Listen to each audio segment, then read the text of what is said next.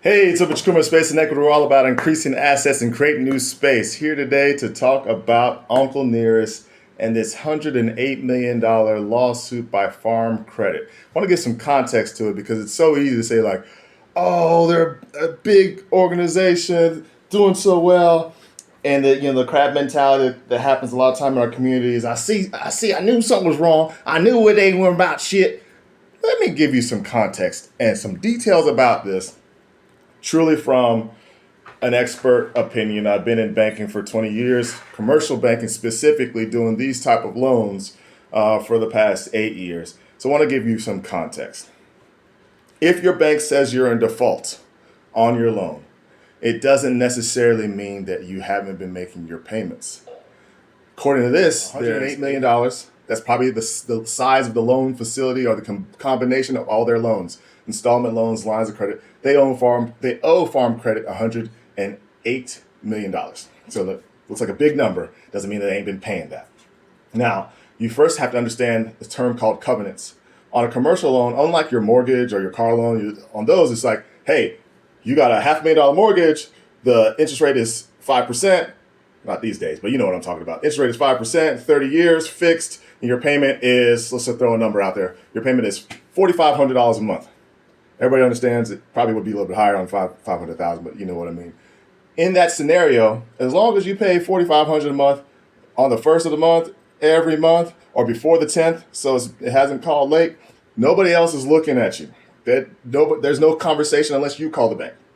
Not is the case on a commercial loan. On a commercial loan, your payment could be $15,000 a month, and you're paying $15,000 a month. But guess what? The bank wants to get financials. Means they want to get quarterly statements every quarter at 3/31, 6/30, 9/30, 12/31. They want to know how the company is doing by the financials. What do I mean by that? Your income statement and your balance sheet.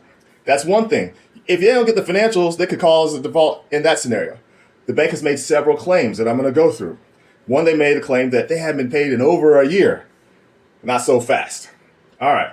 On a revolving note, think about a revolving note the same way you think about a credit card. You could have a credit card balance out there for years as long as you're making the minimum payment, the 1.5%, the 2%, or as long as you're making monthly payments, consistent payments, you can still use a credit card. On a line of credit, what typically happens is this: it's supposed to revolve. What likely is the case with Farm Credit and Uncle Nearest is this: they've been making interest-only payments, which they're allowed to do on a revolving loan. The expectation of their bank and the banker is that at time throughout the year when there's an influx of cash flow that they reduce principal to some extent. They might even have a clause, a covenant out there that says they have to clean out the line for a period of time, like 30 days. Let's just say they just kept making the payments and there's $15,000, $20,000, $30,000 payments that only covered interest. Technically, they haven't paid the bank a principal reduction in over a year. Doesn't mean they haven't paid the bank in over a year. So be careful of that. The reason I'm bringing all this up is that anytime a bank goes this public, before you have they have defaulted the loan by violation of covenants. But before you have defaulted by not making payments and the bank is going this public, there's another agenda going on. When a bank does this, because your bank is your partner. Now, not a partner like an equity partner, and that's where people get so confused and frustrated with banks. A bank is only making money on the interest for the most part and the fee income associated with the transaction. In this case, this is probably one of their largest customers, Uncle Nearest. However, they're not an equity partner. However, when they do a loan this public, this large, there's other players involved. So when you hear the term a receiver, they're already in this place where they want to put a receiver. What basically they want somebody, instead of Ms. Fawn Weaver and Keith Weaver to run the business, they want to sit somebody else that they have a relationship with running the business, identifying what the real asset pool is like. Now, I'm going to say some things that is like some questions that we should have for Fawn and Keith Weaver. For instance, CFO was fired. CFO was allegedly fraudulently claiming the value of Uncle Nearest was higher than what his actual book value is. Meaning, like they said, like to the tune of 17 to 21 million of assets they didn't really have, of inventory they didn't really have. So you got to think about on your balance sheet. It's like your personal financial statement personally. It lists your assets in order from liquidity all the way to large or hard long-term assets. So that would be the cash you have in the bank is part of your asset pool.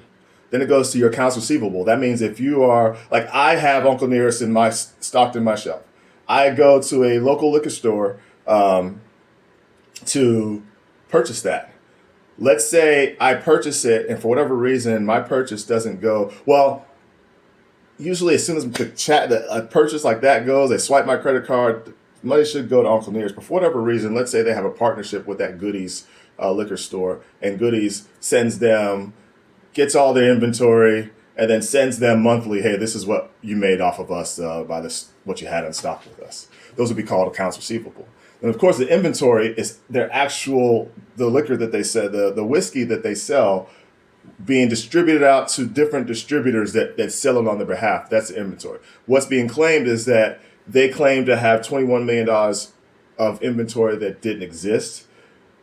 The CFO has since been fired. So the one question I would have is that if there was no wrongdoing, why was the CFO fired? And if the CFO was fired for wrongdoing, which is possible, why would the CFO be going against his leadership? I mean, I'm not saying that can't happen, that doesn't happen. I'm just saying that most of the time, the CFO and the CEO should be on lockstep. When they're not, I do question that. So I will say the CFO being fired is something that we should look at. The other piece that you want to talk about is this misappropriating loan proceeds is what's being claimed by Farm Credit. They bought a $2.2 million house in Martha's Vineyard. Fawn's reaction to that was like, hey, not only did the bank know that we bought that was part of our sources and uses. Like, we're going to get this loan and we're going to go buy this house in Martha's Vineyard. You might think, well, that's a personal asset. What the heck do they need to buy a house as part of their loan for their liquor business, for the whiskey business? Well, as you can consider, there's a lot of smoothing that takes place in this type of business.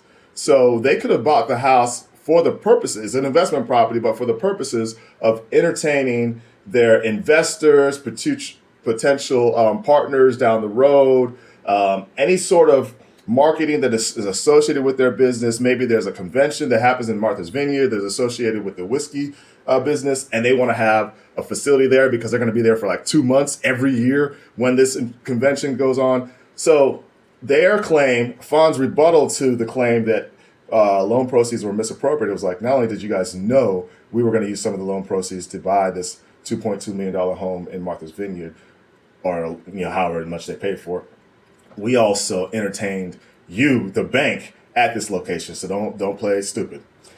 The reason why, of course, I'm a fan of Uncle Nearest. I literally have my fourth different version of their whiskey in my cellar right now. But I also know how a bank talks and a bank speaks. And usually when a bank is working with their client, they want to be in the background. They want to be quiet. They want to be unknown. So the fact that the bank has gone this far on what I'm telling you, last month, Uncle Nearest made a payment. I can, with all my understanding of banking, last month, they haven't gone a year without making a payment. Because if they had gone a year without making a payment, you would be reading a different story, a different headline. You would be reading about the company already being taken over. They've made payments. They just haven't made principal reduction payments for whatever reason. This is still a company that's relatively in its infancy. So the cycle, when you see something grow really fast, it's expensive to grow fast. So there's no shock to me that they have a revolving line of credit that hasn't revolved because they're growing like crazy. I just saw a quick, in fact, let me share my screen with you. Fawn did have some rebuttals about what is being claimed on her business. Now, I really hope this share actually takes me to where I need to be, which it's not. I'll pull something up and then I will share. When a company grows as fast as Uncle Nearest is growing, there's expense associated with that growth. So I'm going to let Fawn speak on her own behalf, but my wife told me about this recently, and of course I jumped on it because she knows I'm a huge Uncle Nearest fan. She knows I read the book that Fawn Weaver wrote. It was a very inspiring book. I will share that in this post, her book. My friends who are tied to Ohio State, the Danforth is one of the top individuals in their donation department. they had something at Ohio State, and they took some pictures with Fawn Weaver, and I was all excited about it. So this is a story of interest, and this is a banking story that I can speak to. That being said, now let me attempt to properly share my screen, and we will just let Fawn speak on her own behalf. To full screen. The first to speak seems right until someone comes forward and cross-examines. Proverbs 18:17. Well, my response has been filed, and I trust the truth will now get just as much attention on social media and in the press as the intentional misleadings and hit pieces. Y'all, I had hit pieces. That is kind of cool. Make sure to read the emails attached as exhibits. They're doozies. But before you go and read that, since so many eyes are on me right now, I'll take a page from Winston Churchill and Warren Buffett. Never waste a good crisis. So let me run some stats for you, then I've got a request. Uncle Nearest is the only independent whiskey brand in the top 50 and one of the few spirit brands, period, seeing double-digit growth in revenue, volume, and velocity. Over the past week or so, I've traveled the country meeting with our customers, distributors, and Uncle Nearest enthusiasts. The first stop was the DMV, where our year-over-year growth is 44%. When you hear her say double-digit growth, what she's referring to is percentage year over year. So that would be more than 10% growth is very strong growth. Think about this. The real economy, the real U.S. economy, take out AI, take out large, big pharma. The real growth in the United States is about 3%, which is below what inflation is. That means it's flat. Her company, a spirits company, is growing at clips probably greater than 20%, in some cases greater than 30%, what she's referring to. So double-digit growth in this economy is huge, but it's expensive to grow that fast. That's why I believe the account hasn't been properly revolved, meaning they took money off their line of credit. They pay it monthly, but they haven't paid principal down. But you've got to understand, I'm a commercial lender. When companies are new, it is not unheard of to go a year and not revolve the line. Now, usually that's a covenant violation that is something that's addressed between the bank, the accounting firm, and the business owners. To make it public like this, there's something else awry. And to already have a receiver in place or attempted to have a receiver in place, something else is awry. That means they like the company. They want to do something with the assets. Sometimes you're getting rid of something and you don't know what to do with it. No, they probably have plans if they were to get what they want. Then I went to Ohio, where our growth is sitting at 38%. Then Texas, where we've grown 33%, 50% in July alone. And Georgia, where I just left a couple days ago, y'all are just showing out at 49% year over year growth. In a backdrop of industry decline and disarray, Uncle Nearest is the shining star, growing against impossible odds. And because of y'all, Nearest Green Distillery continues to see year over year growth in tourism revenue, possibly making us one of one in the entire industry on that front. So was the reason so many were willing to take the bait and jump to negative conclusions before waiting or even asking for the truth because of our success? Who knows? What I do know is this: Uncle Nearest is having its strongest year in the market ever, and I'm not letting anything slow us down.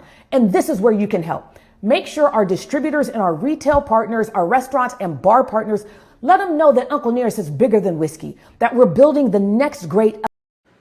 So distributors, that's where you could have some of the accounts receivable and inventory accounted for. So meaning they bottle their whiskey, then they send it to a distributor.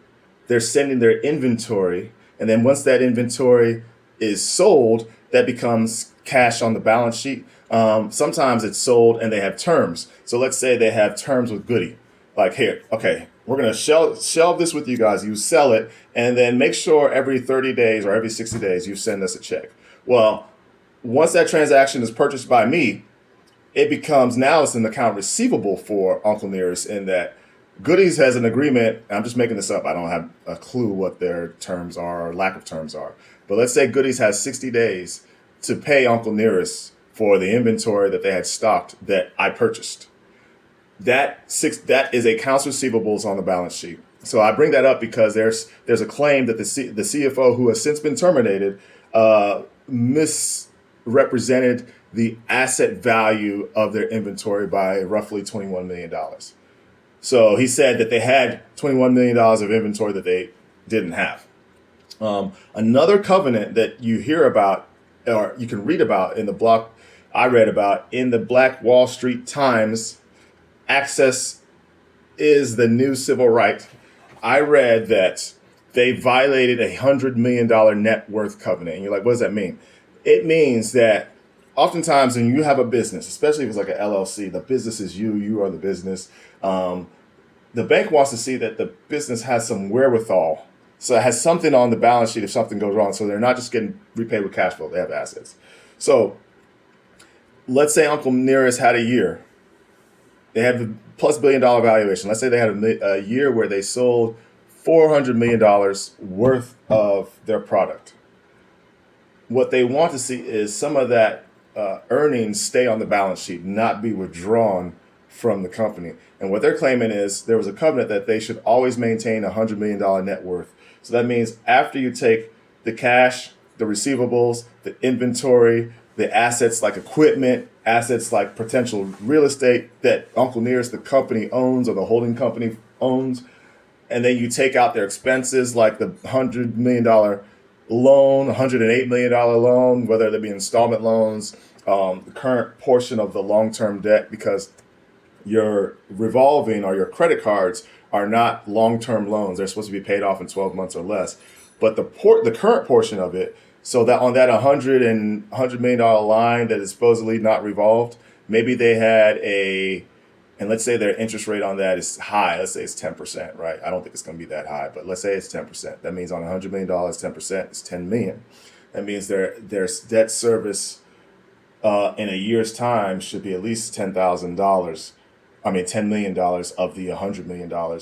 Therefore, the current portion of that long-term debt would be $10 million.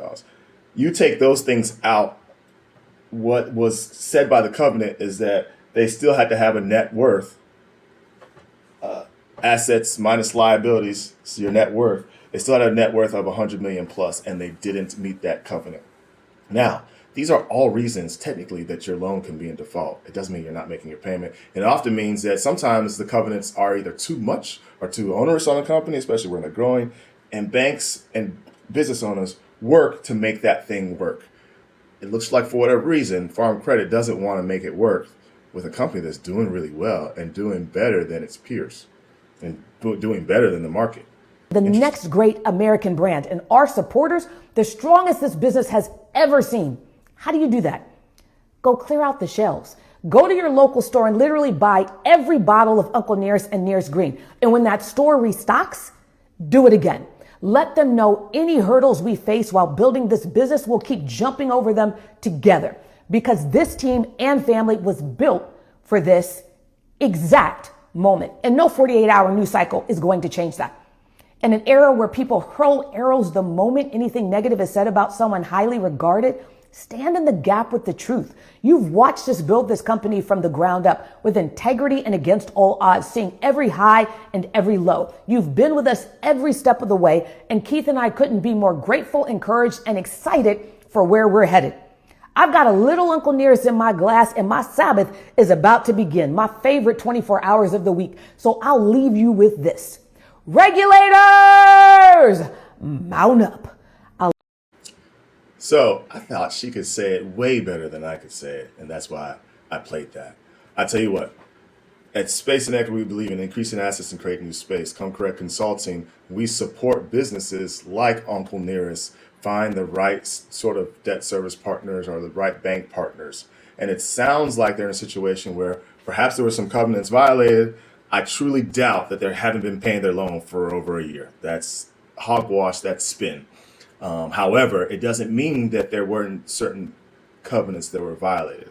When a business is young, it goes through growing pains. When it grows fast, sometimes it grows faster than it can afford to grow. But based on the information I consumed, I believe there's a rift between Farm Credit and Uncle Nearest for whatever reason.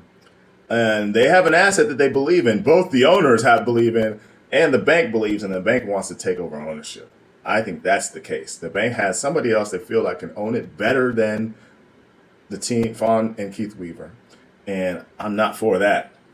I believe in them. I wish them the best.